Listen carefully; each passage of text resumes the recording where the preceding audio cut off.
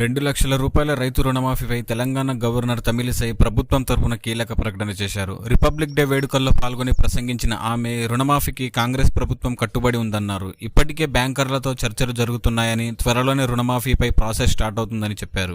త్వరలో రైతు భరోసా కింద నిధుల విడుదల చేస్తామని ప్రభుత్వం ఇప్పటికే ప్రకటించింది. పంట పెట్టుబడి సాయం కింద అందించే సొమ్మును త్వరలోనే రైతుల ఖాతాల్లోకి జమ చేస్తామని చెప్పింది.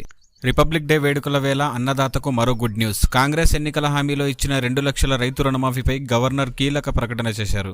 ప్రభుత్వం ఆధ్వర్యంలో నిర్వహించిన రిపబ్లిక్ డే వేడుకల్లో పాల్గొన్న ఆమె అనంతరం తన ప్రసంగాన్ని చదివి వినిపించారు. తెలంగాణ రైతులు ఎంతగానో ఎదురుచూస్తున్న 2 లక్షల రుణమాఫీపై కీలక ప్రకటన చేశారు. రైతుల సంక్షేమానికి కొత్తగా ఏర్పడిన కాంగ్రెస్ ప్రభుత్వం కట్టుబడి ఉందని అన్నారు. ఎన్నికల సందర్భంగా ఇచ్చిన మాటకు కట్టుబడి ఆ దిశగా చర్యలు చేపడుతుందన్నారు. 2 లక్షల రుణమాఫీకి సంబంధించి బ్యాంకులతో సంప్రదింపులు జరుగుతున్నాయని తెలిపారు.